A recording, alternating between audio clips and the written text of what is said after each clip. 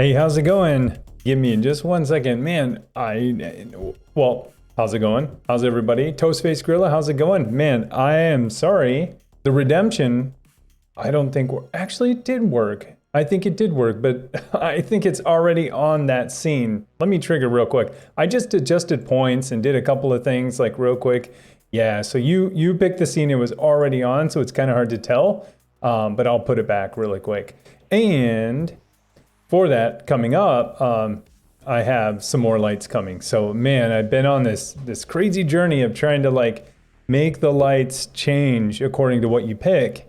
And so Toastface Gorilla, you picked the one that was called Tokyo Lights, and it's this pink and blue theme. It was already on that. So that's another use case that I need to handle. So already selected, and I have something in place that actually dims the lights and then turns them back on, but it's kind of hard to see because the other lights I have. Anyway, long story short, I've been on this journey trying to find like the best lights to do this with, and so I have some Hue ones, I have some Smart Life ones that are Tuya or whatever, and I have these big RGB spotlights, floodlights, but they're only infrared, and they're only infrared. And that's how you change the color. So very low tech RGB lights, but I found something and it's so awesome. Well, I don't know if it's awesome yet, but anyways, I found this thing that's basically like a universal remote control that also has an API that can send out infrared lights. So that gets here Thursday. So then hopefully I can trigger the big spotlights to change the color there too. So I'm going to pretty great lengths to get these lights to change according to what you choose. So don't worry, I have almost everything working, and then I have some more Hue bulbs to go in there too. So I think after Thursday, maybe a Saturday stream, it'll be fully working, and it'll probably be so bright in here, it'll be crazy. But we'll see, because I want it like this brightness, but no matter which theme you choose, I want it to look like, have this intensity. And right now, like if I go with the green, it's kind of lacking because I still have the floodlights on the bottom that are pink and blue. So anyways, I'm programming this smart thing that sends out infrared. Hopefully I can emulate all of these buttons and then everything will change. I'm probably putting way too much time into this, but if I figure it out, I'm totally going to document it. Probably not in a video, but somewhere. So that if someone else wants to write some code to program, any infrared thing, with a smart hub, they can. So I just found this thing last night. It looks awesome. I don't know if it's gonna work. We'll see. But anyways, how's it going? Oh yeah, Castle. How's it going? Let's go. Shuckle Samurai, how you doing? Toastface Gorilla, hello again. Jun Wong, hey everyone, how's it going? Jorge Pasada, hey yo. Looks good, man. Yeah, I'm trying to get there. I'm like I said, I'm probably putting way too much time into these LED lights, but I want it to be awesome. And I lowered the point value purposely today, and then Toastface Gorilla like triggers it immediately. But I do want to get it. I want to get it right. Toastface Gorilla, you're exactly right. The Broadcom RM3 Mini, exactly right. It's exactly right. That's what I found, and it seems promising. It seems like it would work. And it actually solves quite a few things in my house for infrared. Because not anymore, but I used to have this like portable air conditioner, infrared only. I used to have this dehumidifier, infrared only. But the funny thing is I ended up replacing both of those things with smart things. Not the brand smart things, but with smarter devices. But for these cheap LED lights that are infrared only, I'm going to figure it out, and I'm going to document it so then that anyone who has these, these are, whoever makes these, it's some company that makes them and everyone rebrands them, and you get this remote. So if you see this remote and you recognize it, hopefully we'll be able to control it with the R3 Mini. If not, I'm chasing something that's not going to work. But anyways, the Soccer Bum, hey, how's it going? Good evening. Been really enjoying your channel and YouTube vids. Hey, thanks so much. Keep up the good work. Thank you. Hopefully I will. I'll try my best for sure. Points for Maz brightness. Call it sun rays. Max. Yeah, it is pretty bright back there. That's a combination of 1, 2, 3, 4. So 4 hue lights then 2 big floodlights, and then I have bulbs in those 2 lamps that aren't even on yet. I could actually turn those on right now. Let's go for broke. Let's go for max brightness. But these are the smart life ones, which is all rolls up to the Tuya brand. Hey, thank you so much. Looks like follow. Out for Justice. I like it. Out for Justice. Thank you so much for the follow. So the ones that are in here are the Tuya ones, which could be any number of things. Oh, and that's white. Now that's max brightness, but that is not the right color. That is not what we're going for right now. This is not the 9 to 5 colors. We need the 5 to 9 colors. So let me get the 5 to 9 colors. Dark mode. Is that okay? Is that all right? I can't even, it doesn't even look like the one on the left is changing. Oh, there we go. I kind of want them alternating. So that's what blue looks like, but blue is just getting washed out by the red underneath that's so intense under it. So I want opposite colors. And I'll change this one. That one's already pink. So okay, so this is max brightness. Now this is out of control. But hopefully I have some more hue bulbs coming.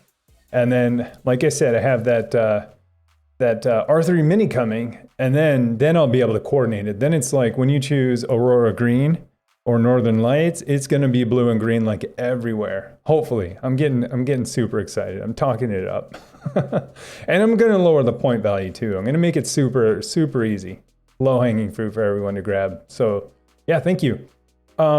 Dang man, Shuckle Samurai, how's it going? Toastface Gorilla, I use the little blaster Broadlink RM3, that's the one. Does AC and they're awesome, sweet. I just discovered this, like last night I was just like digging through Amazon. And rarely do I have to like dig deep on Amazon. If you're digging deep on Amazon, you're searching for something really obscure. And so that's what I was doing. I was looking for, in my mind, I was gonna do it with a Raspberry Pi, and I was gonna get like an IR blaster, and I couldn't find anything. And then there was like this iDroid USB IR blaster. So a transmitter, not a receiver and not a repeater. I needed to actually send an IR signal out. And nothing on Amazon. There was, the listings there, but it's out of stock because they sell it through, I think, iDroid.com or something.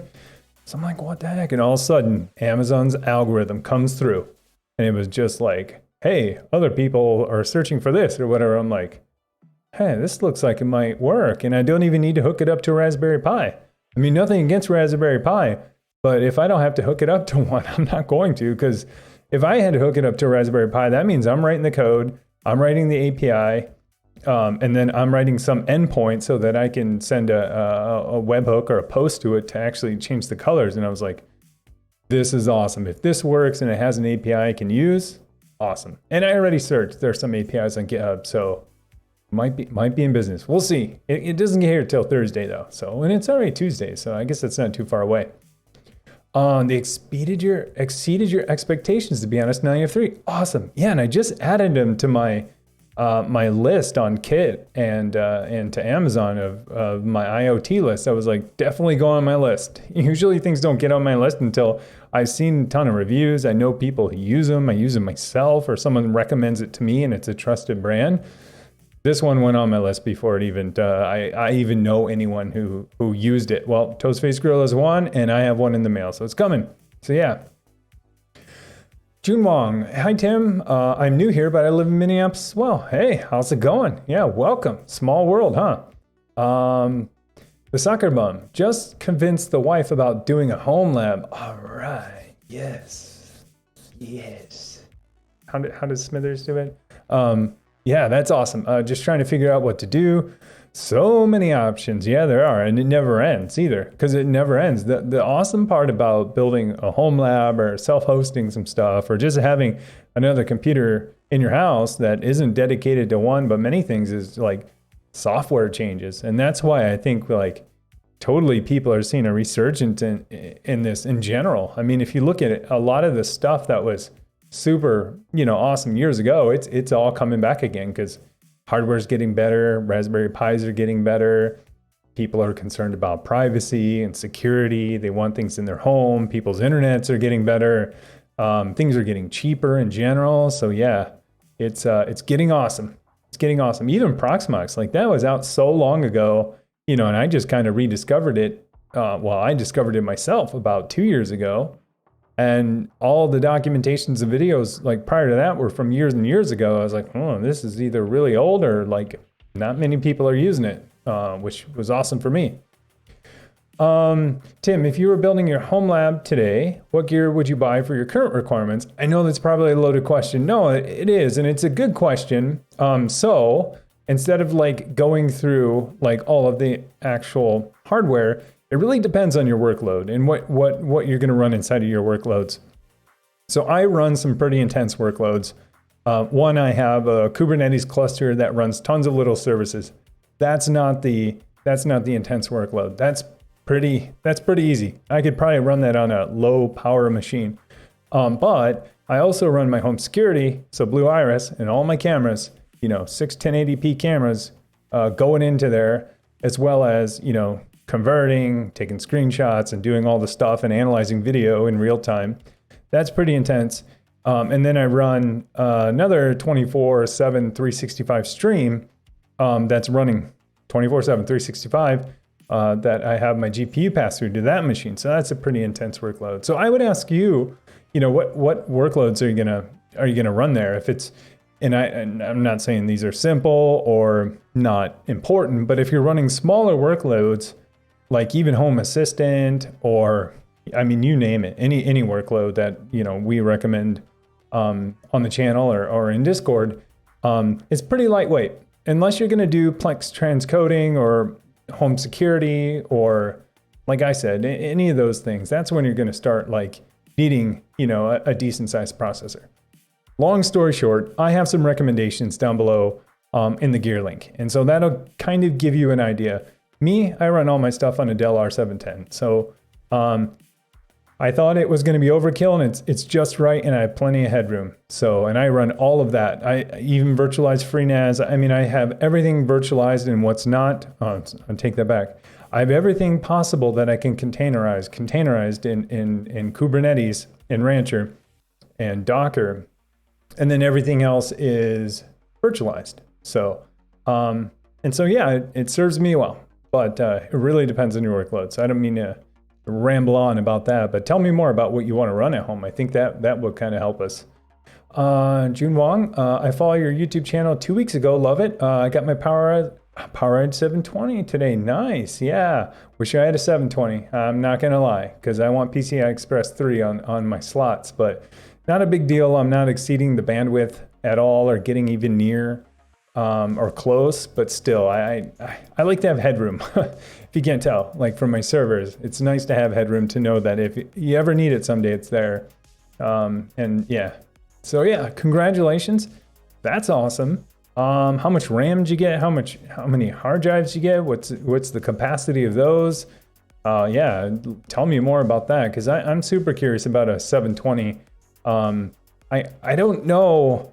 One day I feel like either I'm going to downsize or go and buy another rack mount server. So I'm always curious, like what people do on their R720 and then how much RAM and stuff they get with it. Man, you know what? I fidget a lot, and I found out that I left this tiny little Allen wrench like on my desk. It's kind of hard to see, but I left this guy on my desk yesterday, and I'm a fidgeter, and this is like the best thing to fidget with ever. This is better than a fidget spinner. I never messed with those, but man, I could see how fidget spinners were super popular. Just give me this tiny Allen wrench and I'll be good. Anyways, I digress. The soccer bum like the idea of NAS and lots of virtualization. Yeah, I do too, for sure. I have a couple things I recommend. They're like prosumer. I wouldn't say prosumer so much. Some of them are enterprise-ish. I don't like the term prosumer for enterprise-ish gear. I feel like there needs to be another term, like home-sumer or I don't know what it'd be. But because to me, prosumer is more like enthusiast grade, right? And that to me just says you like, what does that say to me? So what am I trying to explain? I've been trying to explain this term to myself for probably like 2 months, and I don't know if one exists, because I know what prosumer is, and some people say this is prosumer stuff where you're trying to do enterprise stuff at home. but not necessarily, because when I think of prosumer, I think of, super fast RAM, overclocked video cards, overclocked whatever, bleeding edge performance type stuff. And with enterprise stuff, it's not so much you're getting better performance, you're getting better capabilities or protection. And so anyways, I'm rambling. I'm like trying to create a term that doesn't exist. And I keep wanting to say homesumer. Our Homer prize is kind of the one that I think in my head, but that's kind of weird, Homer prize. But I think that should be a word, because like some of the gear that I do recommend has enterprise-like features like ECC RAM, you name it. Name your enterprise feature, or RAID, maybe hardware RAID, or you name it. Hey, is that Rod Light? Sorry, I got to pull up the right thing. Thank you for the follow, welcome. And so some of the gear I recommend can have enterprise features. And if you're looking to build a NAS, I would recommend getting something that can run ECC RAM, a motherboard that, supports it as well. But if you're not and you're running, some workloads that are okay, I mean, you might want to look in, consumer grade or commodity type stuff though too. So anyways, I'm kind of rambling, but I do have some recommendations down below, and I will have some more soon. For sure. Let's see here. Hello. Any guesses on the max lumen count? Techno 10 minute studio, Shuckle Samurai. Yeah, that's a good call. I don't even know. Because, I mean, this is only what you see. You should see what I got going on up here, too. And behind my desk, I actually have the Hue little stand-up lamps, too, that will actually mirror the color of your screen for videos and for gaming. It's crazy.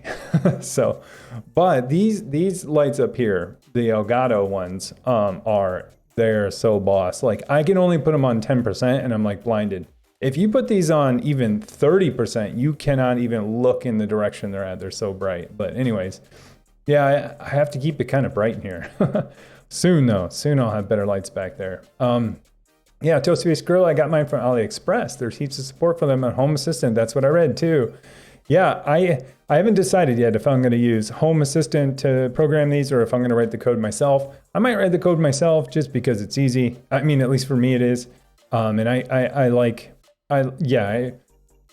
when it comes to things like that, typically I like to choose, at least for small things, I'll write my own code because I know exactly what it's doing. I can write terrible code and just make it work. Sometimes on configuring systems, I'm like, how do I configure this thing? I spend so much time figuring out how to configure it. But it seems like Home Assistant would be a good fit for that. I do plan on moving more stuff to Home Assistant at some point. I just wish, I don't know, I just wish it had better support for my Nest stuff, because I use Google stuff for, Nest Protect, Nest Home Secure, and Nest Thermostats, and I have 3 thermostats. So I just wish it had a little bit better support. Hey, thanks for the follow. Welcome. All right, I'm pulling up the screen I should have up so I can greet people properly. So Rondi Light, thank you. I mispronounced that earlier. And Bossris, thanks for the follow. Appreciate it. So anyways, yeah, that sounds awesome. I will definitely tie it into Home Assistant just because I have Home Assistant, and I'll tie it in for sure. But I think I'm going to write the code though, the whole automation piece for my own, because that same code is running in my channel right now, and it has to listen for, the point redemption and then send off the colors for all of the hue lights in here. So, but yeah, good call. I will definitely wire it up. Jun Wong, I want to ask you, is it okay to install Proxmox on a small SSD with your RAID 1? Yeah, why not? With a RAID 1? Yeah, I mean, that sounds okay to me. I mean, you could use ZFS if you want, but I think that's better than a lot of ways people do install it. To be honest, I have 2 Proxmox systems. One of them doesn't even have a RAID on the Proxmox OS, just because I didn't have another SSD. And, I mean, call it what you want. My second one isn't critical at all. But that's not to say I shouldn't have a RAID on there, but I just didn't have the parts. I had just enough parts to get it up and going without RAID. But this is your only system, so I suggest, yeah, if you're going to use hardware RAID, do RAID 1 at least. But if you're not, and you want to use ZFS, the software RAID, I would recommend going that route too. Did you look at any alternatives other than Philips Hue? Yeah, I have, and I was kind of venting or ranting. I don't know, neither, because I wasn't really complaining. But yeah, I talked about this a little bit in Discord earlier today in our IoT channel. So yes, I mean, I've been doing, I don't mean to like sound like some old person, oh, I've been doing this for a long time.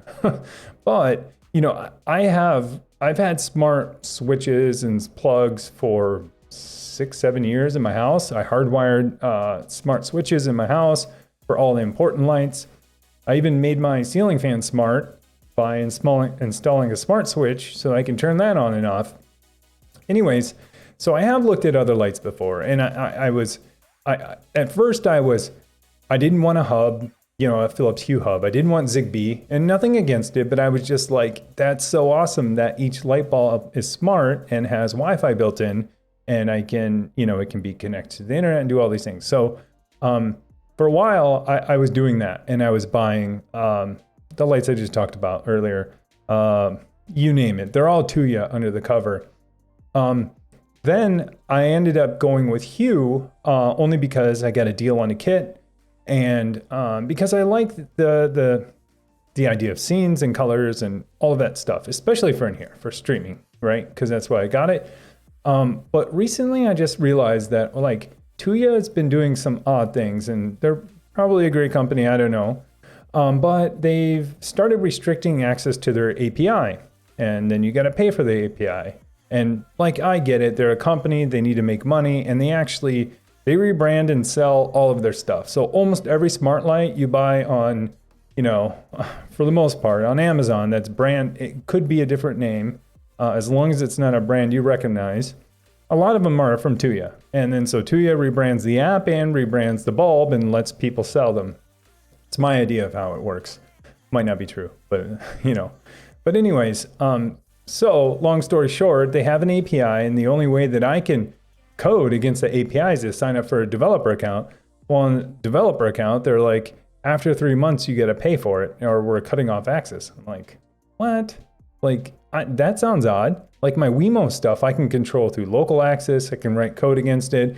Maybe it's not as secure as everything else, but to me, you know, it's, you know, it seems decently secure. Just like my Hue hub, I have to generate a token. That token, you know, is my password, just like anything else. And so the 2-year stuff, I was kind of like, well, I'm not going to invest in this company or this brand if they're going to do something like that. I know that I'm an extreme edge case. I'm a developer who wants to write code in my own house to program my own stuff. Super, super rare edge case. But I just came to the realization the other day, I'm like, I don't know where this data is going. Probably a legit company. But at the same time, they're cutting me off from a developer account to program against my own thing. I'm not going to invest in that brand anymore for my own home. So anyways, and that's not to say I'm going to go all out Hue for everything. No way, they're expensive. But I will say that Hue, and this is my own opinion, is a pretty good brand. They have great software, and I'm not just talking about APIs that I can program against. I'm talking about software that runs on my Mac, software that runs on my iPhone, on my Android phone, the software that runs on my Windows machine.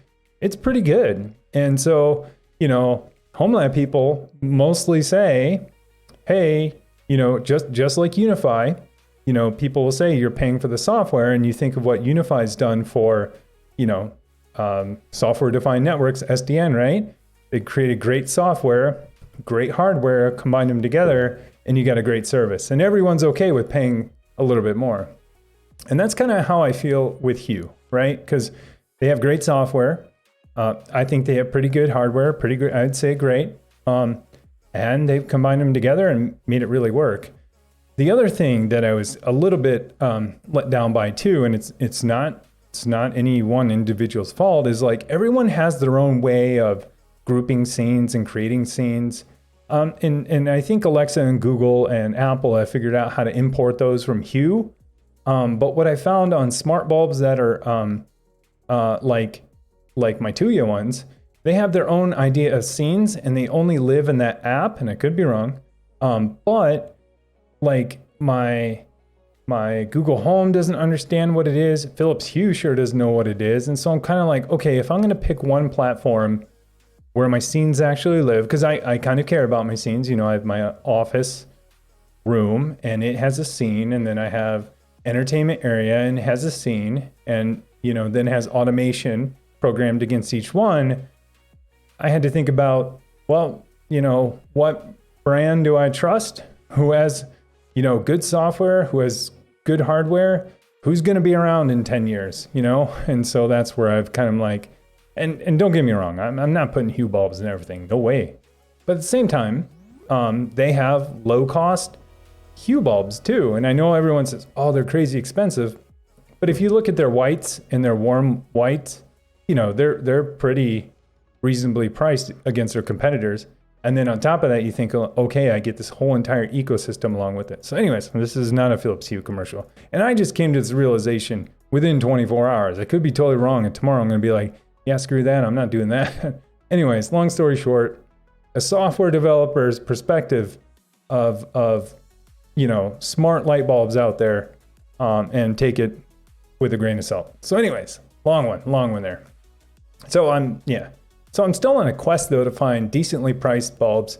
The cool thing is, and I'll stop rambling about Hue after this, is that, you know, when you get a hub, you don't just get a Philips Hue hub, you get a Zigbee compatible hub. And so any Zigbee device that you buy can also work with this hub. So like IKEA bulbs, right? IKEA's pretty big and they're getting in the IoT game. They've already been, but they're going all in on it too.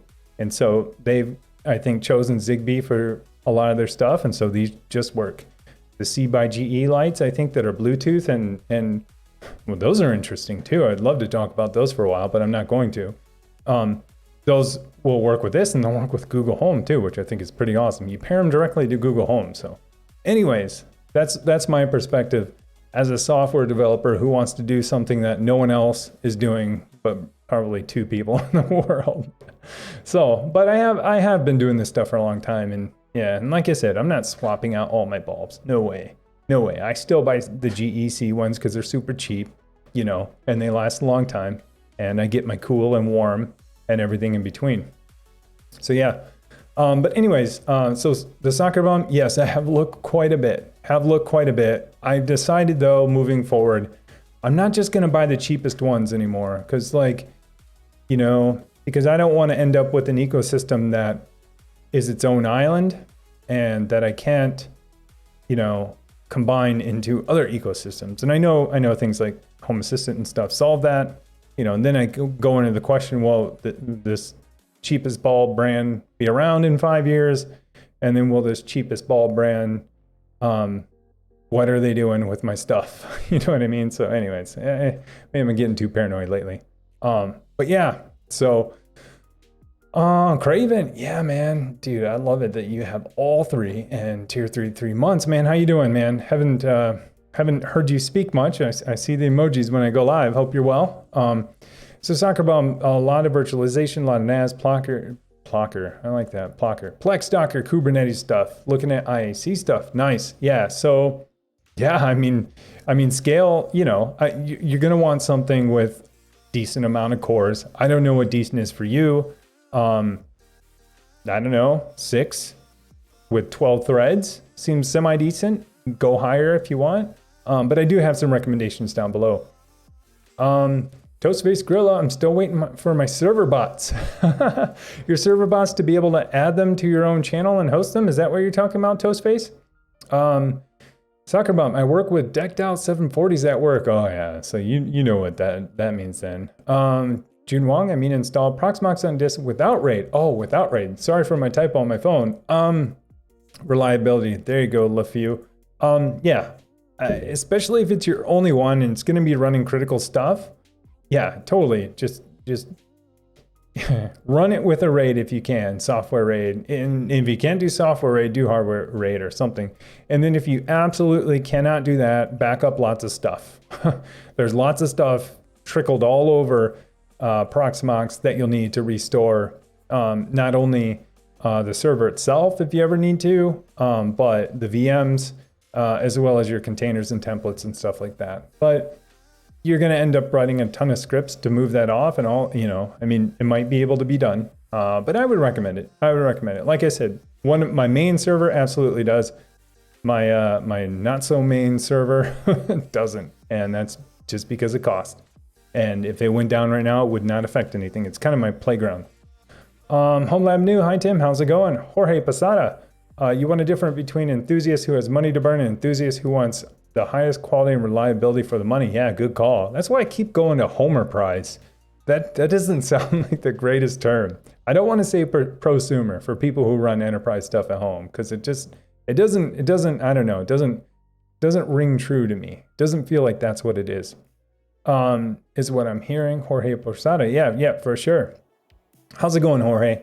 Wolf Norik, hi Tim, I followed your traffic and rancher tutorial. I have a question. I have 3 VMs in Proxmox, but also would like to expose traffic only proxy containers, so I have to use Nginx for VMs and pass through it to traffic or VMs. Can you say that again? Sorry, I apologize. Then you're asking the question. Homelab Noob, not prosumer. I kind of went through that. I don't think that enterprise at home is prosumer because I think that it's nuanced, more nuanced than that. Wolf Norik, is there a better way to use traffic and somehow add VMs to proxied host? Tell me more. I don't think I understand fully what's going on. You're saying you have 3 VMs in Proxmox that also would want to expose, but traffic only exposes. Oh, I see what you mean. Can you use traffic for more than, yeah. Can you use traffic for things other than containers? Absolutely you can. And I kind of did it in my last video. So my last video, if you check it out, you basically create a service, create a headless service, and point it at the IP address of the VM you want to expose. So basically you create a service in Kubernetes and you say, hey, the service isn't a container running on this machine. It might not even be a container. The service is actually an endpoint on my network. And so you do it that way. So if you look at my latest video, the way that I exposed this one right here that I can't point, actually it's this one right here. That's the same exact thing I do for Rancher, because technically Rancher isn't hosted in Kubernetes. My version of Rancher is just running on plain old Docker. Happens to be on the same host. And so I just exposed the host by IP. So look at that. It's the same thing. It's the same thing I do for a lot of my services or some of my other VMs that are running stuff that aren't even containerized. And you're using traffic as your reverse proxy for all your stuff, as well as, hosts or containers or VMs that aren't even behind that, or a VM or a container to begin with. Hopefully that helps. Let me know. Penguin Airlines, we were talking about the Hue in Discord today. Yeah, I was saying that earlier. Sorry, I'm a little bit behind. I'm going to get caught up. I'm going to go fast. I'm a lighting designer by origin, and it looks best illuminated stream so far. Thank you. Well done on the backlighting. Thank you. I don't have the I don't have the hair light. So that was from Rondi Light. Thank you. I don't have the hair light because I don't have the light coming down on me, but I have that guy back there on the table, the Tronda or whatever it is from IKEA. It just doesn't throw off enough light, and I can't mount a light up. But I always hear the hair light, even though I don't, well, my hair, I do have hair now. I let it grow out. Helps separate you from the background. So I can't really see. Yeah, you can kind of see a little blue there. Anyways, well, thank you. I'm just shining all kinds of lights everywhere. But these I actually put some time into that actually come on me, so I appreciate it. Thanks for noticing. I think I turned off the API, Toastface Gorilla. I think Nest, yeah, they did. Basically, Nest is basically saying, we're only going to do our own stuff now, for sure. Last I heard, that was a while ago. You're absolutely right. And it's nothing to do with Home Assistant, but at the same time, I'm more invested in Nest than I am Home Assistant, dollar-wise and longevity-wise for now. So I'm kind of like, if I can't control my thermostats in there, or they have no idea about my thermostats, that kind of stinks. And I know it's not their fault, but I did read in Home Assistant that they've applied, or they want I don't know if they've applied for a partner program or they want Google and Nest to apply for a Home Assistant partner program. Whatever it is, I hope they do it. And I think they will. Google's pretty good about that stuff. On Chronic. Hey, thanks for the follow. Appreciate it. So yeah, Dr. Bell, for those of you inquiring about Dell R720, it's an amazing machine and capable of a lot. Just keep in mind if you decide to order one that you make sure it has an HBA controller flashed to IT mode. Yeah, good call. So you can run a hypervisor like Proxmox. Good call. Yeah, good call. Mine wasn't. And I'll admit, I run Hardware RAID on a couple of things just because it's there.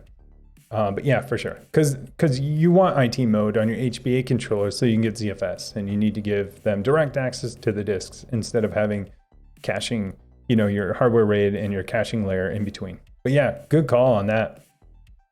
You can flash the cards into IT mode yourself. Absolutely. It depends on which one you have. You don't necessarily have to buy one pre-flashed. Oh, that's cool. Oh yeah, good call. So on a 720, yeah, you might. Exactly. Penguin, you guys are way ahead of me. Some perk cards. I totally agree. Because the H200 and the H210. Penguin Airlines, you guys are on it. Yeah, for sure. Because some you can't. Some you can easily. June Wong, Tim, did you talk about your network setup? If you can record a video, that would be great. I saw your one about dual gigabit NIC and was wondering why onboard 4 ports not enough.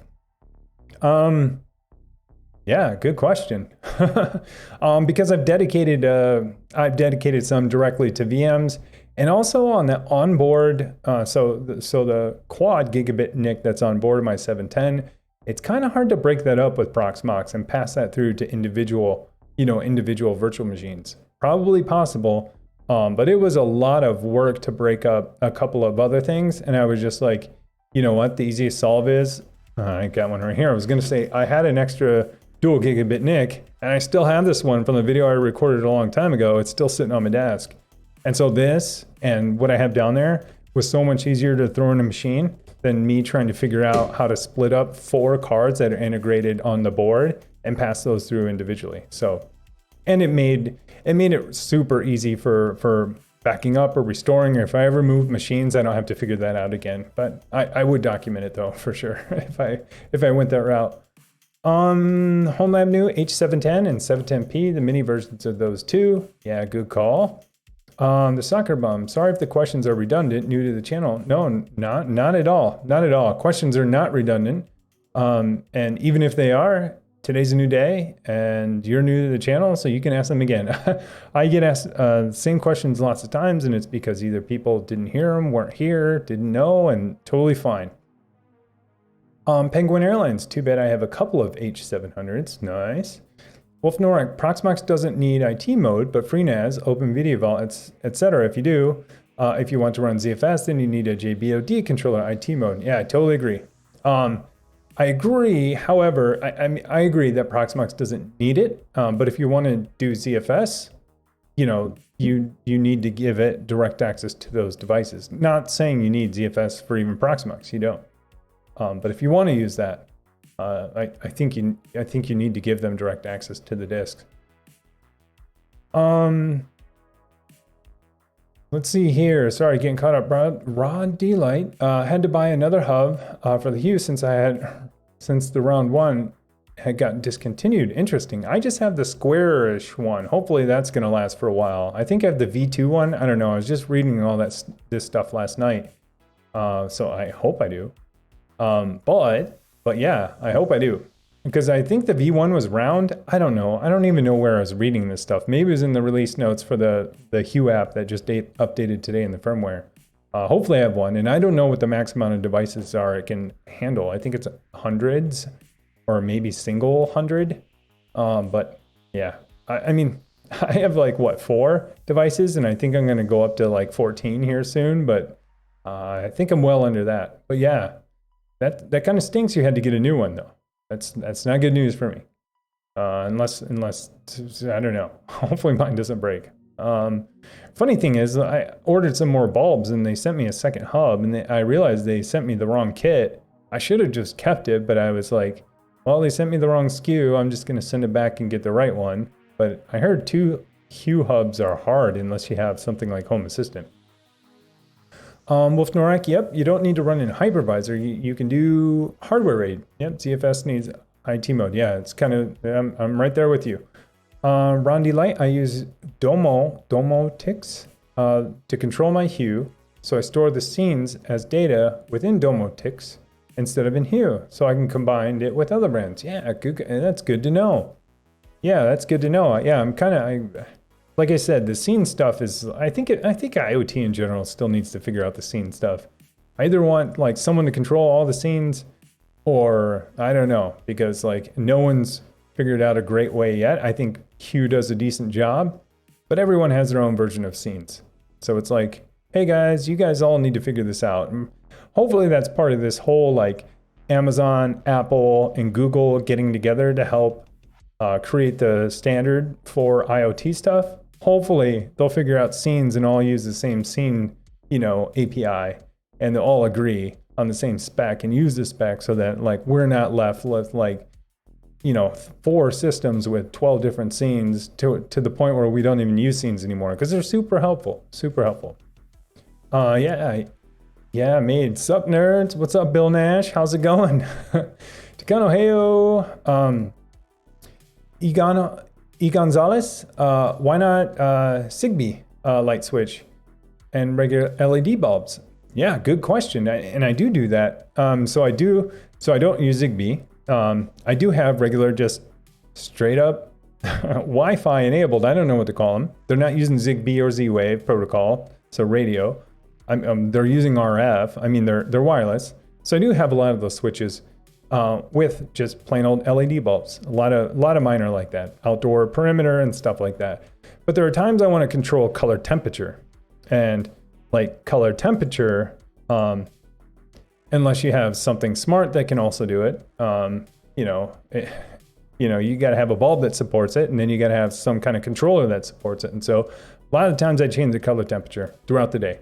In the morning it's more blue, at the night it's less blue light. And I do that in a couple places. So yeah. But the setup you're talking about, I do. I have dumb bulbs in smart physical switches, and I make those lights smart. But there are times when I have the smart on the bulb, and then there are times when I have smart in a hub. And so I kind of all over the place right now. But I've been slowly building my stuff, and it's kind of working. Like I said, even made my ceiling fan smart by just installing a smart switch. Does Hue work with just Zigbee interfaces, or do you need a hub? I think you do need a hub. Shawnage. Like if you have SmartThings hub, will it pair? Does SmartThings use Zigbee? Because it might. And that was the nice thing about getting this Hue hub, is like, hey, I can pair other Zigbee devices, and you can buy cheaper versions of Hue bulbs, if not Hue, but the same tech of bulbs, as long as they're Zigbee, will work with a Hue hub. You can add them just like as if they were, and it will know its capabilities too. It's pretty cool. Jorge, all right, I gotta return to fighting this Django app. Good luck, man. Peace out. Yeah, hey, thanks for stopping in. Appreciate it. Toastface Gorilla, I went with LifeX purely because they frequently go 50% off on Amazon roughly once a year. Yeah, I thought about LifeX too, but I ended up, my story early about Tuya or anything else. It's kind of like, I don't know. Does LifeX has its own idea of scenes, and can other systems understand or discover those scenes and control those too? That's where I'm kind of like, yeah. So I'm kind of, yeah. That's what's rubbing me lately with just buying, whatever brand I used to buy, because I'm kind of like, I kind of want it to work in the future with my existing stuff, and maybe Home Assistant will help with all that for sure. Cavalcante. Hue bulbs work with other Zigbee interfaces, but you need to make sure to disassociate them with Hue Hub if you have one. Yeah, good tip there. Toastface Gorilla, and works great fast with Home Assistant. Yeah, there you go. That's why I keep going back to. I'm like, well, Home Assistant's figured this all out. Why am I trying to figure this all out individually on my own? Philips bought all the patents for color LEDs quite some time ago. Color Kinetics. Oh, good to know. Philips bought it. Oh, yeah, that's interesting. I said this earlier in Discord, but I think the next wave of smart bulbs. And I think like the next tier or wave we'll see are non-flicker ones, because the current ones, the way that they, show different colors is they alternate lights really fast, the RGB at different speeds. So it can show you this color. I mean, you might be able to see some light banding back there. I can show you real light banding if you want. And this is something that bugs me, and it probably doesn't bug a majority of the people because they don't see it unless they're recording, or either they're recording or they're filming something and then they start to notice it. I don't know if we'll see banding on this one. It's kind of hard. It's actually easier to trigger, but I've set my frame rate to cancel some of it out. Anyways, hopefully I'm hoping on the next wave of colored lights that they stop flickering the light bulbs, because I hear that stuff's not good for you at all, and some light bulbs are already saying flicker free, and I think places like California might start not allowing it. They're always first on stuff. But anyways, mine has nothing to do with like what I think it does to my brain, and more about filming and streaming, because it drives me crazy when I see the light banding. But I have things in place. I've like countered it. Well, light banding, you can see it right now on my that's on my Raspberry Pi, but basically, all of these bulbs that are in here, besides these, are doing that same thing, but at a much faster rate. And people say it's bad for your eyes and your brain. But anyways, I'm take that with a grain of salt. But anyways, I think that'll be the next evolution of bulbs, and they'll probably be pretty expensive at first. Just guessing, totally guessing. Chronic. Also updated BIOS and fans would be awfully loud. But yes, the R710 is amazing. I totally agree. My BIOS is totally flash. And I was surprised that they left, or they released that update for Meltdown and Spectre like 10 years later, like BIOS update. I was like, awesome. But that was shortly after I bought my server. So yeah. But yeah, I think it's a great machine. I have zero problems. It's fantastic. It's kind of loud when it starts up, but that's once a month, I reboot it, if that, and that's only because I updated Proxmox. Homelab new, you just create Linux bridge interfaces for each physical device. There you go. There's another solution. Yeah, for sure. If you don't want to pass through, if you don't want to give the card direct access, like Homelab new said, create Linux bridges for each individual device and then assign that to the VM. Good call. Penguin Airlines, redundancy is fine, rudeness is not. Okay. Okay. Hopefully I wasn't rude. Hopefully you're okay. It's only a stupid question if you don't care about the answer. Where's this stuff coming from? I don't know. Let me know. Two hue bulbs seem to be a pain in the ass, as the scenes do not cross the bridges and such, and you can't just select a room. We have to select the bridge and then the room. Takano, I think you're talking about if you have multiple bridges, right? And if I remember, mixing lights in the same room on different hubs is torture. Yeah. That's what I've heard too, that Hue doesn't do multi-hub well. And I don't know what the maximum amount of lights are, that you can have per hub, but I have heard that. But I heard that Home Assistant makes it a little bit easier. I could be wrong though, for sure. Oh man, you guys need to, yeah. Okay. Everything all right with you guys? Hey, we doing okay in the channel? I think we're okay. The Soccer Bum, also Tim, and chat. Thanks for answering my questions. No problem. Tim, what's the plans on the upcoming vids? Anything exciting? Yeah, I mean, people ask. I don't usually tell. But this next piece that I'm getting ready, I've been working on, and I need to work on tonight, is it will explain a lot of the stuff I've been doing in the past, and it's yeah. This is like, I feel like the last, and I won't say which videos, but in some videos I feel like I've been like Mr. Miyagi and saying, wax on, wax off, paint the fence, sand the floor, and not to say you guys are doing that without questioning it, but people are probably learning about this and thinking, okay, well, how does this apply to me, or how can I apply this? Hopefully, in this next video, you'll see how you can apply almost everything I've talked about in this entire series, because it kind of summarizes everything that you can do with some of the things we're doing, which are really awesome. So next one, I mean, I think the topic is, for me, awesome. And actually with this long weekend, I got ahead of myself, and I even have the next one recorded and filmed already. I'm super excited about that one too. I don't want to say more than the next one that's coming out, but I'm super excited about the next two.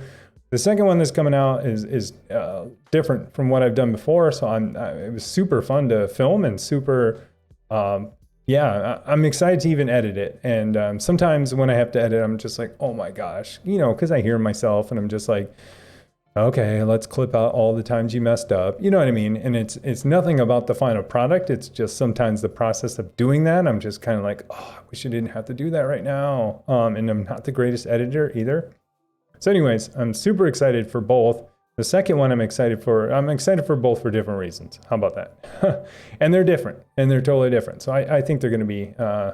I think they're going to be good. But yeah, so hopefully that answers your question. Rondi Light, you're fine. With the square bridge. Oh, thank you. It will not get changed. The old round one was having unresolvable security issues, and they had to discontinue it. Was the only way. That's interesting. Yeah. So yeah, I have the square one. Like I said, I think it was a firmware update today, and they were like, V1 was round and V2 was square, and I had to go downstairs and look. Actually, I was remembering the video that I actually shot up close, and I'm like, oh yeah, the square one. Otherwise, I wouldn't have remembered. But yeah, always look at the LED lights with your smartphone camera before you buy them. Yep, if you see if they flicker free till an extend. Yeah, that's funny because sometimes though that's not always true, because like my iPhone, I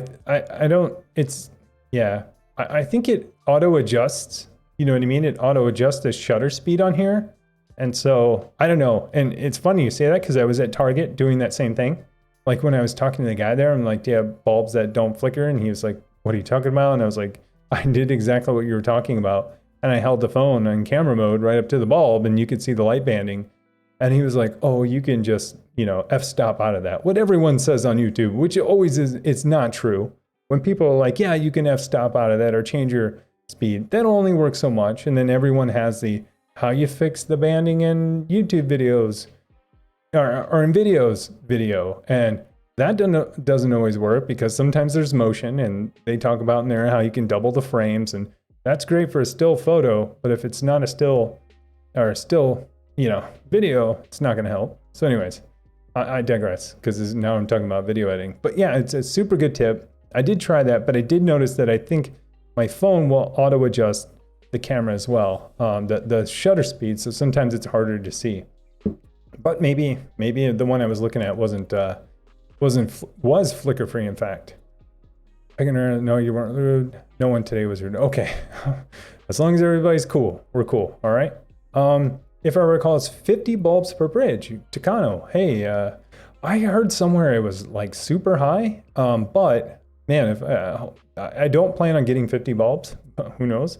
Like I said, I'm only doing a couple of areas. One in here for sure. One in the entertainment room or the living room for sure. Just because you can set lights and whatnot to whatever's going on, entertaining.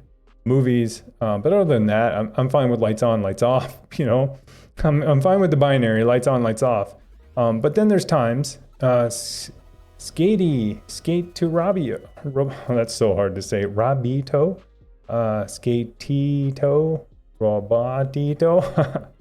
Welcome. Thank you for the follow. Appreciate it. But yeah, so I want to do all different colors in here. In our living room where we watch movies. I don't necessarily want colors, but I want color temperature. So everything from the coldest blue to the warmest, white, or the coldest white to the warmest white. And then, just one other room. And then other than that, I'm just like, I'm fine on and off. But I still do enjoy like adjusting color temp. And I wish someone, maybe Home Assistant does this, let me know. I wish someone had something. Hue doesn't have this, and I'm super surprised, to where you can just adjust all your bulbs in your home according to the color temp outside. I thought Apple was going to start doing that too. I thought Apple announced that in their iOS 13 stuff and their new stuff coming for HomeKit. But I mean, almost every bulb that I have, let me put it this way. Every bulb that I have that's smart can change the color temperature on the white scale.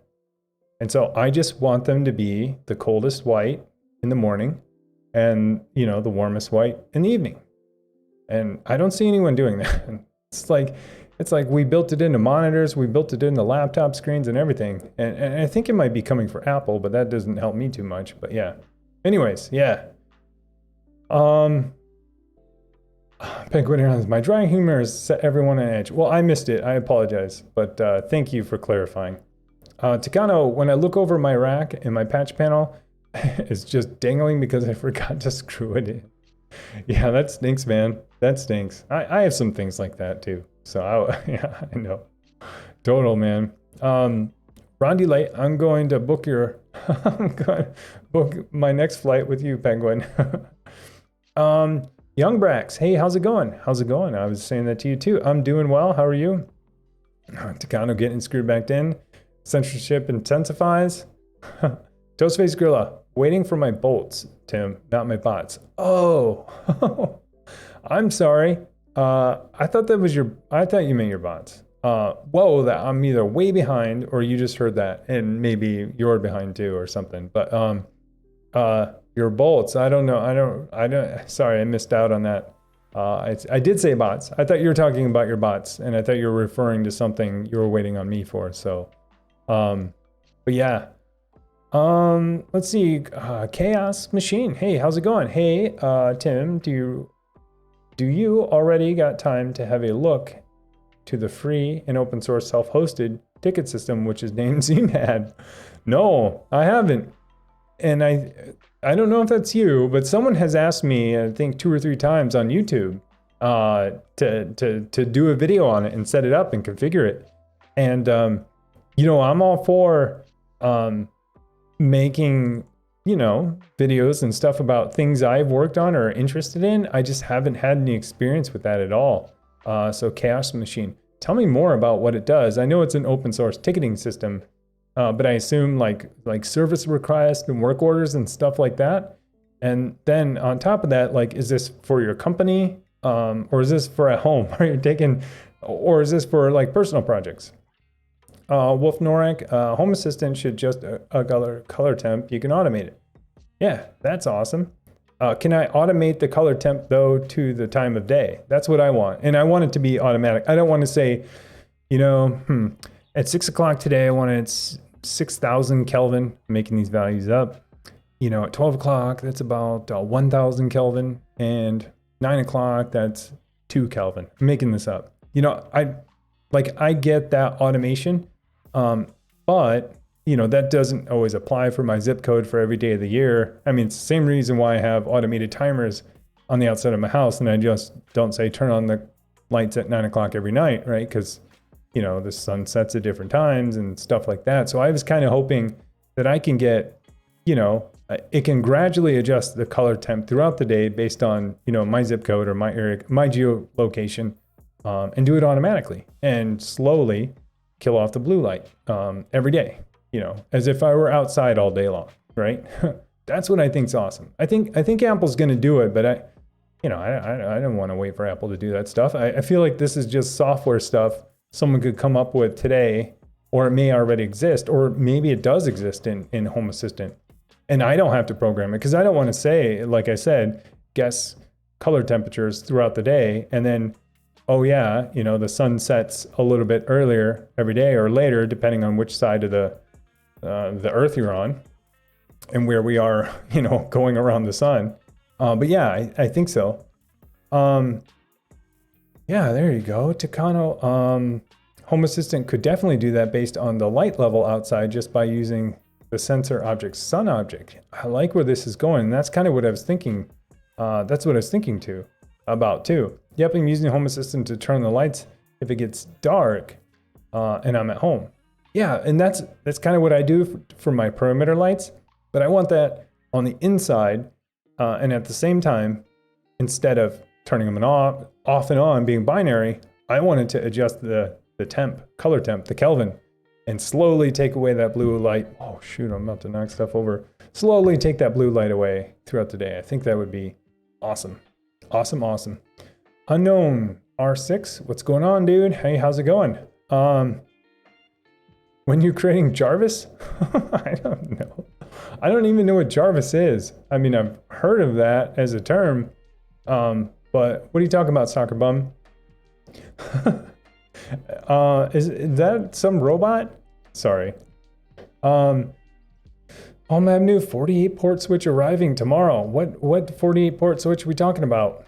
Techno, yep, you could definitely do that. Like I could do that like it's already there, or I could do that as if I would have to figure all of those values out. Like, is that a feature that exists in Home Assistant today? I guess is what I'm asking. Not can it be done? Because it could be done if I wrote all the code myself and figured it all out. But like, is that a feature in Home Assistant? Because man, might bring me back to Home Assistant, at least for my lights. Toastface Gorilla, you can make them react to your local weather light API data, so it's specific. Nice. Homelab News sounds like a fun project. Yeah, I think so too. But if Home Assistant already supports it, that is awesome, because I already have Home Assistant set up. I just haven't dug in it too much. Can even set a specific local weather station. I've seen that too. Let's see, Takano, you can also even censor that you have outside connected to Home Assistant. Yeah, for sure. Beacon Airlines, Techno Tim, do you want to follow the actual weather or an artificial day? Yeah, nothing to do with the weather. But I think if I remember correctly, I thought Home Assistant lumped the sun as an object under weather or something. I don't know. I don't want to create artificial weather inside. No, I just want, I mean, just like any monitor or any Mac or any newer monitor, you know, or even your phone, right? Your phone has night mode, dark mode, what's it called? Night shift on iPhone, right? Or whatever they call it on Android. I forget, got my Android phone right here. Where they'll gradually take away the blue light on your phone, on your screen, and they do it on your screen you look at, and they do that all day long on newer devices. I want that inside of my house for every light bulb that's smart, because every smart bulb I have, you know, can change the color temperature. And when I say temperature, I'm not talking about pink to purple. I'm talking about from the coolest white to the warmest light. And so the same thing that phones are doing already on screens, I want to do in my house for my lights. So take away that blue light as the day goes on. So hopefully that makes sense. Rondi Light, I only hear about HA. You do want to check out Domotics as well if you have not got either one yet. I do have Home Assistant. I don't have it fully configured. Like I played with it for a while, and then like I said, I hit a brick wall where I couldn't add my thermostats or any Google device. Not Home Assistant's fault. Google said they built their own wall garden now for the first time in a lot of their products. And it's probably more so Nest, but maybe Google. Who knows? I know they own them now, but still, I think Nest kind of operates under their own kind of, I don't know, umbrella. But anyways, so at that point I was like, okay, well, I'm going to stop configuring Home Assistant or stop dumping tons of time into it and not going all in, because I can't go all in unless I switch hardware, and that's not happening anytime soon. Another reason why I hate it when, when corporations don't get along, because the consumers suffer. But anyways, I can take a look at it for sure. But I don't think that will solve my problem about my Nest devices, because it's a Google problem, a Google Nest problem, not an individual, platform problem. But I definitely at least wanted to go to the homepage. So I'm gonna scribble it down in my notes. I at least wanted to go to the homepage and look at it for at least 30 seconds, so I can be like, yeah, I've heard of that. Well, this, other than the name. But thank you. Takano, you would have to make an automation and set it up, but it wouldn't take long. Yeah. I feel like that's like, I don't know, maybe I feel like it's a big miss for that not to exist on something like Home Assistant. And maybe I should write the feature and contribute it myself and stop complaining. Because, I don't know. I don't know if I just like imagined this feature, or I'm sure I didn't. A lot of other people probably thought of it, or if Apple announced it as coming in the next version of HomeKit. I can't remember. I bet that's it, because that sounds like way too original for me to think of on my own. And so yeah, it just seems like it's pretty low hanging fruit, and everyone's, they love. I mean, I think everyone has, that feature turned on their smartphone, whatever it's called. Pick your platform. But, night shift, Windows calls it something else. It's bedtime or something. I don't remember. Not bedtime, but So anyways, yeah, I'll have to look at it some more. Soccer Bomb, LOL at the AI from Iron Man, just teasing. Just joking, you have all the knowledge, yeah. Wolf Norek, not plug and play. There is no controller to connect sun object to light bulb. Okay, yeah. You have to write the automation. Gotcha. I totally should be like, no more complaining about something not doing something when I have I have the information I need, and I just need hey, the soccer bum. Thanks for the sub. Really appreciate it. Yeah, thank you so much. Welcome. Prime sub. Thank you, my man. Toastface Gorilla Tim, there are models of the Broadlink that incorporate a bunch of sensors too. Humidity, temp. Oh, nice. To Home Ass. To Home Assistant. Yeah, I saw that, and I was like, I spent probably 5 to 10 minutes, and that's a long time, on this Amazon page debating on whether or not I was going to buy the USB-C, or the USB adapter that included the temperature and humidity control for that device. And the thing's like $5.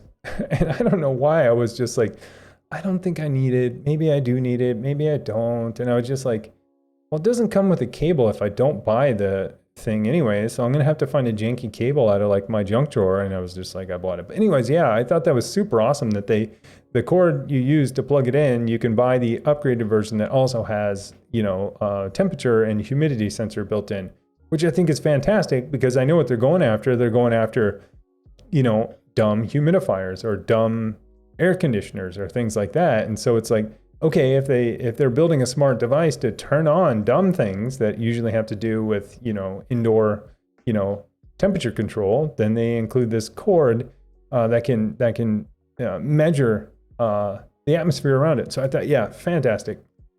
I'll have more on that Broadlink when I get it. And I hope if it comes early on Thursday, I'm totally going to do it. So next stream, I can have all of the lights. I highly doubt I'm going to be able to program that much before the stream, but I'm going to try my best. But yeah, back in Flux back in the day for me. Oh yeah, for sure. You need a light sensor outside to read the values, then adjust the values in the home. Skatito Robito. I think I got it right that time. I kind of agree with that. However, I don't think I need a sensor outside though, because think about how your phone does it. It just says, hey, the time of day right now for your geolocation, the sun should be set, right? Or the sun is whatever, almost set, right? And so it kind of knows, okay, blue light should be gone by now. And so even without a sensor, all the data's, Apple, Google, and Windows, Microsoft already do it for their platforms. It's baked in, it's why your screen turns more orange at night if you have that feature turned on, because they're getting rid of blue light. I just want that same thing inside. And I don't think I need a sensor outside. That would be a very, scientific way to do it. The only thing is different light pollution, car lights going by, clouds, might all affect that too. But yeah, definitely could work that way too. So stormy outside, but day mode inside. Got it. Yeah. Yeah, nothing to do with the actual temperature. It's more the, where the sun is in relation to the earth. You can connect a sub object to a light bulb, but I don't think there's a possibility to change the color temp out of the box. Yeah, sun object. Yeah, we should figure this out and contribute to Home Assistant. And regarding how many hue bulbs per bridge, it's 50 maximum by hue, but you can push it to get 63, and that's the max. Interesting. 63. Is there some hack you can do, or they have some reservation you can override? That's interesting. 39 viewers, awesome. Yeah, welcome. You got, what did you get? You got an insane deal on a 48.750 watt unified PoE switch. Wow, 350. Man, that does sound like a good deal. That does sound like a good deal for sure. That is a nice switch. I totally agree. OM Orange. I'm having trouble justifying my 24 port switch. Yeah, me too. Now after hearing that price you got for that. Home Avenue. You guys are talking about the switch. Toastface Grill. I have 3 scattered around the house so I can get the average temp and automate my IC. That's awesome. Yeah, I think that's the perfect use case for that device. I know they say like universal remote. Oh, did you see the Pro version also does RF, which is awesome. Because some things, still use RF instead of, the old school RF remotes instead of infrared. So the Pro version did RF, and I'm like, maybe I need that. But I'm like, no, I'm not going to pay 20 more bucks for it. I don't think I need it. But yeah, I thought that was super interesting too, for sure. Leon Blade, is it possible to pass GPU to Linux VM? If yes, then how? I think so.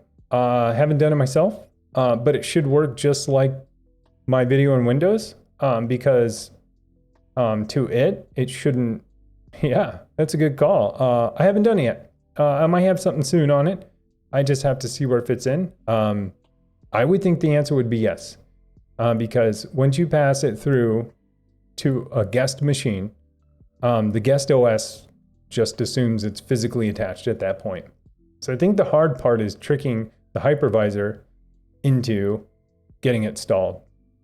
Because on the Windows, when I did it for Windows, the hardest part is just having it hide that it's being virtualized, and telling the OS that, hey, you're being virtualized right now.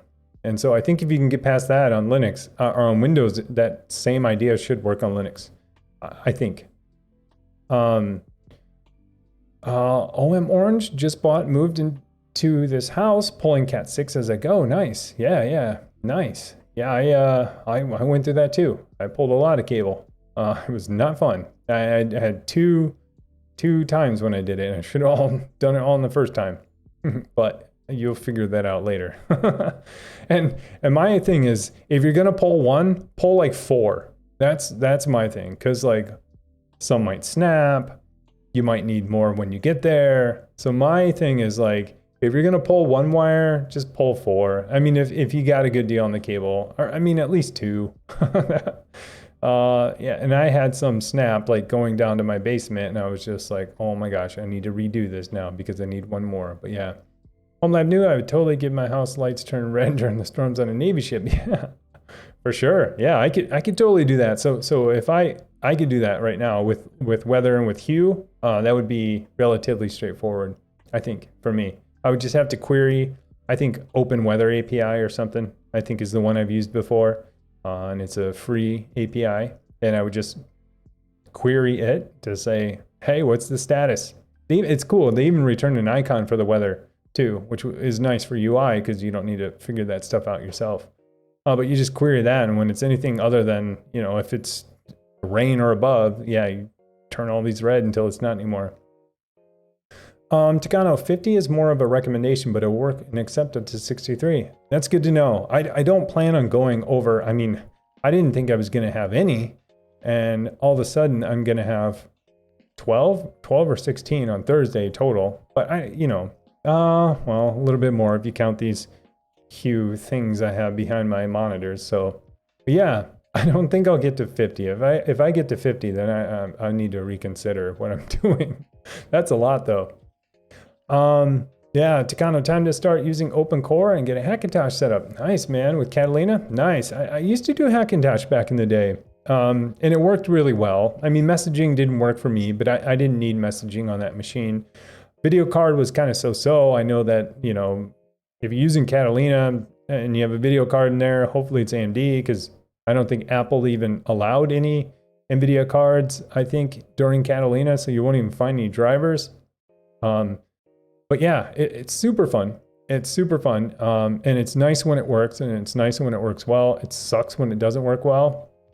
But I had a triple boot for a while and used it a lot because it was easier to develop on for a while. Yeah, and it's going to be interesting to see what happens in the future, when Apple moves away from x86 or moves on to their own chip, if Hackintosh is even still a thing. Because I don't think it'll be. Because it'll be the only reason why we got Hackintoshes in the first place is because Apple switched to Intel. Otherwise, when they were still whatever, PC, I forget what it was called, their chip names, it just wasn't really possible unless it was totally emulated. But yeah, interesting. Penguin Airlines, nah, just run Mac as a VM. You could, you could, for sure. I've done that before too. I remember finding, I don't know, VMware player. I found one and I did it. And it was just kind of like, it worked okay. It worked okay. I mean, anything more than play and anything more than just saying, I'm running a Mac sucked. So yeah. Hey, El Jefe de Darto. Hey, welcome. Thank you for the follow. Appreciate it. Welcome. Need hardware access for check rain as I'm downgrading from iOS 9.5 to 6. Why are you downgrading? Out of curiosity. Ron Delight. Oh, there you go. iPhone 4S. Just restored it and I'm keeping it as display. Nice. Ron Delight, my dog's scared of storm and rain. Mine too. So I trained him that a certain light setting is a reward mode for him. He gets happy now from the setting, and I trigger that half an hour before a storm. Hey, that is awesome. That's really awesome. Yeah, because one of my dogs gets totally scared. If he even hears thunder rumbling, he's already getting worked up and start breathing heavy and grunting. And we have this thunder jacket we put on him. No joke. It's this thing called the thunder jacket, and it's kind of like you wrap it up on him with Velcro and spandex, and he's like, it's like you're giving him a big hug for like the whole time he has it on. And he's a lot better when we do that. Believe it or not, the thunder jacket thing works. Either that or he's just like so like mummified and tied up that he can't move. But he kind of likes it. But yeah, that's awesome. That is an awesome idea though. Or leave your pull cable at least. Yeah, for real. You'll have some snap. Really? You had some snap? Yeah. Because I used cheap Cat 5e. It was like buy the whole spool, or box at Home Depot. And yeah, I won't go into it, but going, from here it has to go up into the attic, and there's only one way to get all the way down through the basement, and it's follow, the pipe from the basement all the way up. Well, that's not a straight shot, and so, I have to be twisted and turned. And yeah, it just gets caught on something, and you pull it, and it's cheap Cat 5e. But yeah, free is good deal. I'm a wireman and normally end up with a few boxes of remnant Cat 6 every few months. Nice. Yeah, send some my way. Stuff. Yeah, it's I guess Cat 6 is, well, it's probably still expensive. I haven't looked. Next house I will. You suddenly become a lap dog. Yeah, that's awesome. That's so awesome that you taught your dog to do that, for sure. Takano brother had around 100-ish in his house, 3 stories, and every bulb was a hue. Wow, he went all out. The soccer mom. So is ZFS the way to go? I think so. I mean, that's what most people are doing. Many benefits. One of which is that you don't need a hardware RAID controller that does caching and all that stuff. But I think a lot of people choose that, and not only for that reason, but for other reasons as well. Yeah, lots of great info out there on ZFS, and I think Level and Text. I think Wendell has a great video where he explains ZFS in like 10 minutes. And I've watched it twice because I'm like, I don't know everything about ZFS. But when I have questions, yeah, Wendell at Level 1 Text, I think he has, I forget what it's called, but it's like, tell me about ZFS in 10 minutes or something like that. And it's super good. He breaks it down into decent terms. But yeah, for sure. Homelab new, Apple wants to know your location. Yeah, they do. Everyone does. Everyone wants to know your location. Everyone. Twitch, Amazon, Twitter, everyone does. People get your location even before you consent to location. I mean, how do you think people guess your location off your IP address. People pay for that information too. And go to weather.com or any UPS, maybe not UPS, but you know, people have your location before you even consent because it's, you know, they know where your IP address is coming from. But yeah. So it's funny because, you know, an app, and I won't go off too far on a tangent, but most apps will request your location. They're just doing that. I think that's like an honor. I mean, that's for a precise location coming from GPS. They already have your location because when you made the API call when it started up, they do a reverse lookup basically on your IP against some table that has, you know, every ISP, and will give you an approximate location of where your IP address comes from. But yeah, it's just, so it's funny. Yeah, everyone knows your location based on your IP address for sure. Let's see here. Do you have any vids on automation, Toastface Gorilla? I actually don't. It's funny. I should, because I've automated everything for so long.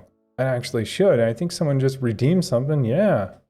But I think they redeemed the same one. So yeah, thank you. I didn't see that. Actually, if I scroll down, I don't know. Oh yeah. Sci-Fi Jeep Guy. You redeem Tokyo Lights. So you redeem the one that it's already set to. I'm going to make that a little more apparent. And like I said earlier, I'll have more bulbs. And so it's going to be pretty intense. I think on Thursday, if I can get this straightened out. It might be too intense. But at least if you change it to something like green, like the bottom won't stay red and pink. It'll turn really green in here. I'm thinking of putting something. Oh, there we go. There's another one. I'm thinking about putting some more over here too. Oh, okay. Someone did the green now because I can see it here and you can kind of see it back there. But as I was saying, those lights down there are infrared, and not until I get the thing that we keep talking about. Keep wanting to say Belkin, but it's like a combination of Broadkin, not Broadkin, Belkin and Broadcom, but it's Broadlink. So Broadlink creates this infrared blaster that's also smart. So I'm going to wire that up soon. Hey Tim, check out Flux integration. Yeah, for sure.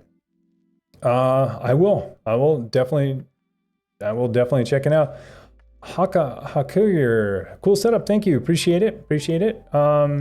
Soccer Bomb, Tim, thanks. That's what I'm seeing. Appreciate the response. No problem at all. It should do what you want. Don't know if it's easily connected to the Hue though. Okay, I'll check out Flux for sure. I feel like Flux. Hey, Hakuyer, thank you for the follow. Appreciate it. I feel like, how do I know Flux? How do I know that name, Flux? I don't remember. I mean, I know it from an internal product that I used to work on called Flux, but I thought I knew like the public service called Flux. I'll have to look it up. For sure. I enjoy writing the code myself though too, because that code you see running back there on my Raspberry Pi is code I wrote. So, and the code you see in the channel is code I wrote. So I already have all the hooks basically built in for Twitch events too. And so I just need to write a couple more lines of code to do that stuff, but I should look at Flux. I should, but I enjoy writing the code, and then it's all running on my own infrastructure too, for sure. But yeah, thank you for the tip for sure. Toastface Gorilla, is there a smart home area on Discord? Pretty intense setup, cool to share and talk. Absolutely. There's one called IoT. I think we just created it, a couple days ago? But it should be IoT. There's an IoT channel. It's right under security. I'm just guessing. I mean, I have Discord open here, but it's a different server because I didn't click on ours yet. Now it's on ours. Yep, it is right. Oh yeah, right under security. So yeah, it's in there for sure. I'd love for you to share it. Takano InfluxDB. Yeah, I was going that way too. Flux was the OG temperature software. Flux is a Mac OS app, which changes. Oh, thank you. Absolutely, you're right. Flux that's what it is. Good call. Flux, yeah. And then once Apple built it into the OS, I uninstalled it. Yeah, absolutely. Yep, you're exactly right. That's where I've heard of it before. Yeah, so Mac has it built in now. Flux was doing it for a long time, way before that. Windows has something called Nightlight. Is it Nightlight? Yeah. So, and then Windows has Nightlight built into it. Android has its own setting. Mac OS and iOS call it Night Shift. And so everybody's doing this within their OS for, you know, their screens. And so I want to do it inside my whole house. Yeah. It doesn't help though, because I keep these super blue light just so it kind of cancels out a lot of stuff and kind of neutralizes my skin tone. Otherwise I'd look like I put on, I don't know, some self-tanner. But yeah, Flux, good call. I'm so sorry. Totally forgot about that. Because like everyone, like all the developers around me were using it.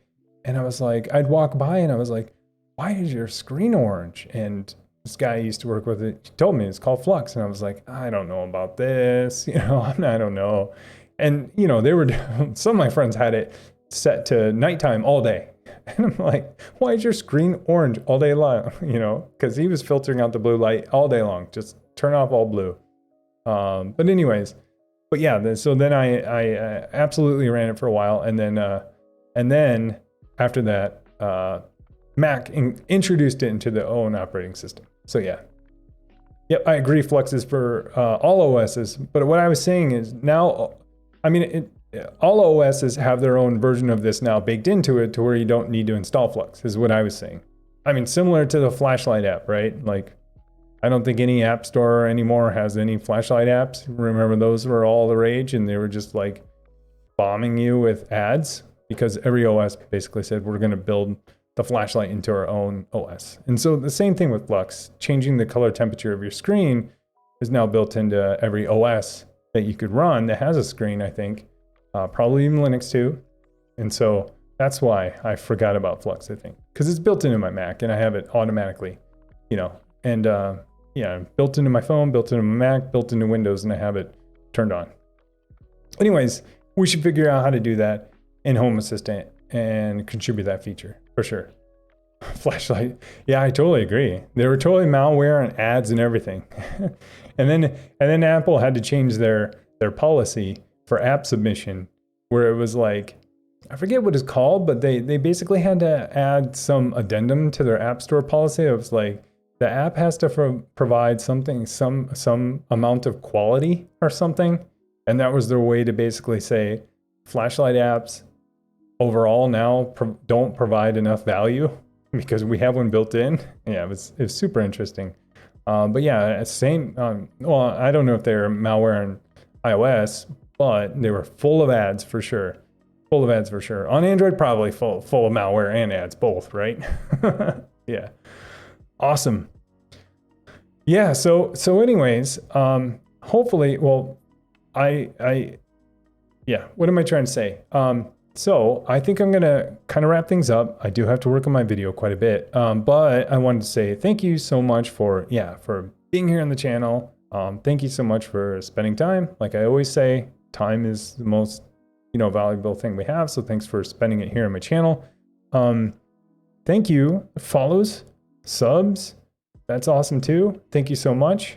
I will be back on Thursday. Hopefully everything I have set up in here that I was talking about with the lights, that will all work. And if I have it all working, I'm just going to change my lights in my room to a very low level to something like 1,000. So everyone can just trigger it all the time. Hey, Dane Alex, thanks for the follow. Appreciate it. I hope I can write that code. I'm kind of talking it up for sure. But if I can get it going, I will get it going and I'll have it going and I'll lower the points too. So thank you so much. Real quick, I think Gerald Bustasm, what camera do you use? My camera's in the gear links below. I have an A6400. I think the one that says YouTube 4K, it's down below. It's right down there below. You can check them all out. I used to have an A5200. I still have it. It's actually right here, but I switched to a 6400, so that's up there. I think there's one more question that came in that wasn't easy to answer, but I could point you in the right direction. Do you use syslog for your setup? I do not. I do not. I don't use syslog, but there are some logging tools that are pretty easy and cool and cheap and free for Kubernetes, and I'll have something soon for sure. So in your setup, you're already getting standard out in all of your terminals for all of your containers that are running, and there's a way to capture those and index those. That's pretty easy. It's pretty easy, and it's enterprise grade stuff. So yeah, for sure. And then good to see everyone. Hey, yeah, for sure. But thank you so much. Really appreciate it. I will see you guys on Thursday, and hopefully I will have my channel and my new lights going. And yeah, so yeah, I don't know. One thing that I always try to remember is to advertise the Discord. Most of you guys are in here, but I'm throwing this in here for people who are new. If you want to continue this conversation, you're absolutely free to hang out on this channel as I'm going away. You can hang out on this channel. But if you want that conversation to persist, maybe days, weeks, months, or hours, or whatever, and you want to connect with more people, you can join the Discord server with all these folks that are already in here. So I really appreciate it. And then, yeah, I'll see you guys Thursday. Thank you so much. Have a good night. And thank you so much for hanging out. Another great stream. Really appreciate it, guys. Take care.